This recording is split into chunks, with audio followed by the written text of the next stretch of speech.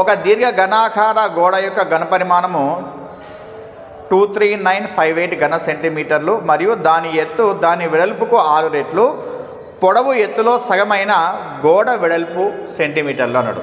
ఏ విషయం అంటే మనకు ఒక దీర్ఘ ఘనాకార గోడ యొక్క ఘనపరిమాణం విషయం ఎంత ఇచ్చాడంటే 23958 అని చెప్పని ఇచ్చాడు. మరి యాక్చువల్గా దీర్ఘ ఘనాకారం యొక్క ఘనపరిమాణం ఫామ్ ఏమనుకంటే L into B into H అనమాట.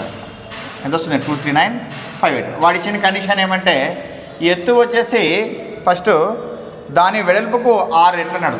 ఎత్తు వచ్చేసి వెడల్పుకి ఏమంట 6 రెట్లు అంట. అప్పుడు ఏం చేస్తానంటే ఈ హెచ్నే నేను ఈ బి ఎట్లా రాసుకుంటా, ఈ వెడల్పుకి 6 రెట్లు కాబట్టి ఏం రాస్తా 6B అని చెప్పి రాసుకుంటా. ఎత్తు వెడల్పుకి 6 రెట్లు కాబట్టి 6B అని చెప్పి రాసుకున్నా. నెక్స్ట్ మళ్ళీ ఎల్కి సంబంధించిన ఏమి ఇచ్చాడంటే పొడవు ఎత్తులో సగం అన్నాడు. ఇక్కడ ఎత్తు ఎంత ఉంది? ఇప్పుడు 6B ఉంది. దీంట్లో ఎంతంటే పొడవు వచ్చేసి సగం అన్నాడు. సగం అంటే అర్థం 6Bలో సగం అంటే ఎంత వస్తుంది?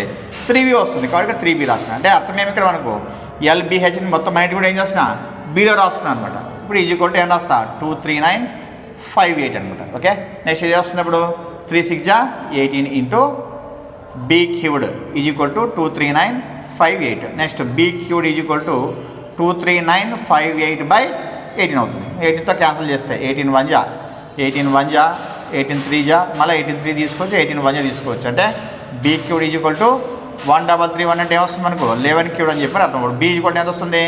11 సెంటీమీటర్స్ అనమాట. సో ఇచ్చిన ఆప్షన్లో ఏదంటే మనకు 4th option is the right answer అనమాట.